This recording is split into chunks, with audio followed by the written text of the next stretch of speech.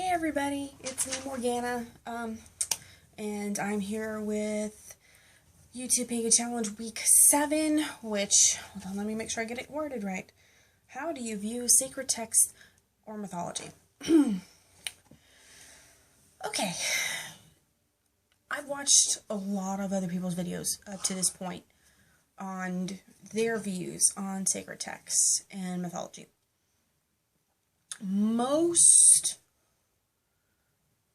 Okay, let me pause right there.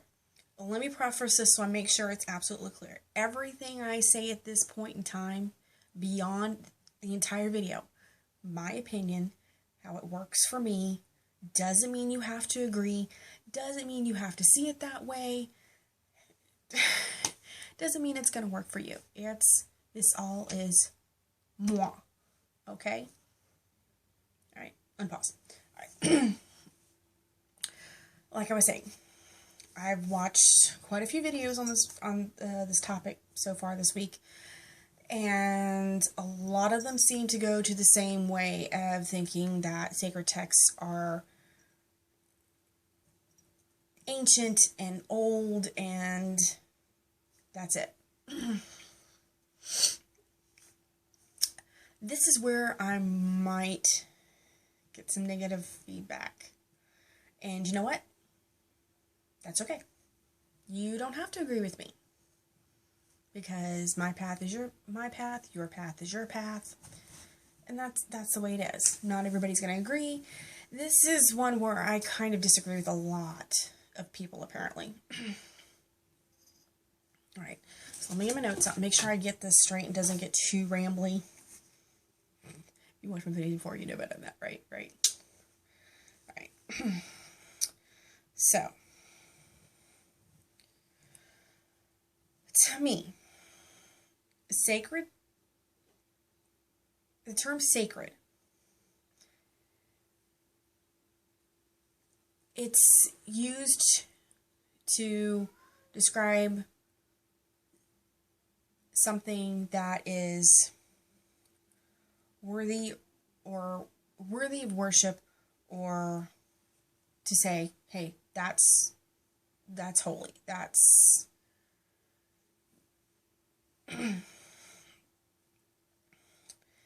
It does usually appear religiously. Did I say that word? I don't think I said that word. Religiously.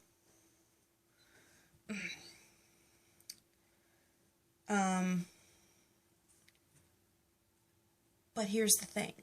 It doesn't necessarily have to be religious. It could be. It can also pertain to something that is set aside for a specific purpose. Oh, I said the word without screwing up. All right, I'm on a roll today. You have an item and it's used only for one thing. Like, you have one pen that you use for writing in your BOS or your grimoire. That pen's sacred because that's the only thing you use that pen for. Doesn't mean it's religious. Well, it kind of is because of what you're kind of using it for, but it's sacred because it has one purpose.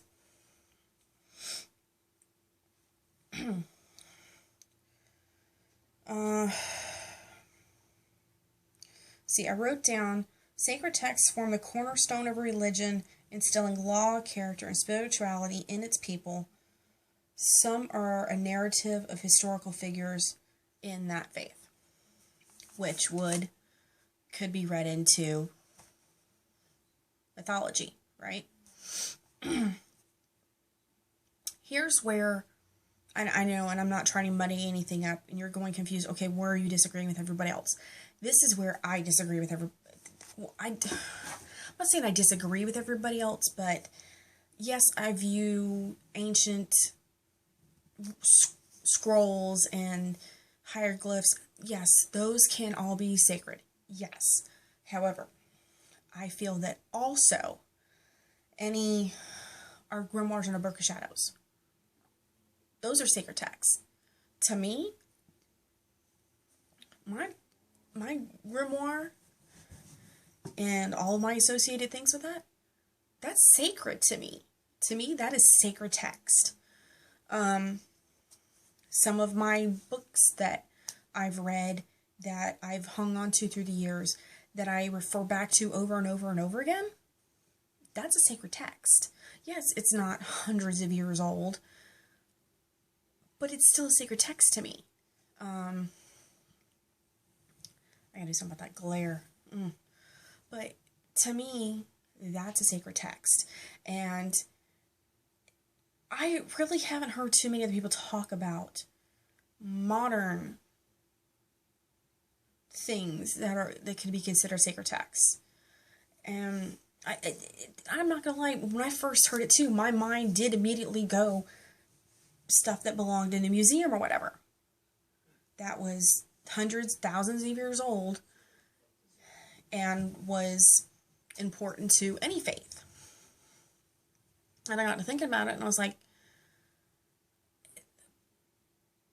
but my writing is sacred to my path. My pictures are sacred to my path. There's so many things about what I do that's sacred to my path. Why would my mind immediately jump to something and try to exclude that? I don't know, but after I thought about it a while, I was like, no, that stuff is sacred. It's sacred to me. So, and that's what the whole part of this challenge is we're supposed to be expressing our views, like how we started our paths, what this means to us. So I'm throwing it out there. My grimoire, my book of shadows, some books I have, all that stuff, to me, that's sacred text. It's important to my path. Now, mythology, again, your mind immediately goes to stories that are hundreds or thousands of years old, and yes, that is the classical mythology. And then you have people who use more modern day aspects in their practice, such as superheroes or, just modernized characters in their practice. All of those, like this, let me stick with superheroes right now because that's just the easiest way to explain this, I think. All those superheroes have mythologies that go along with them also. So if somebody worships Batman or some sort of anime character or incorporates them in their practice, I'm not saying they have to worship them, but they work with that energy. Then that character's backstory is their mythology to them. So and I think it's kind of cool actually to where we're seeing this, I'm not sure what to call it, but there's just this new modernization to where, did you hear that?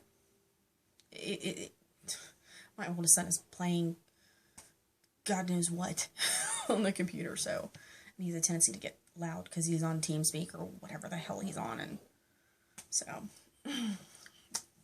so yeah, that's my take on sacred text and mythology.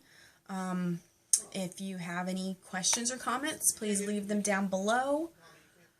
The information's down below.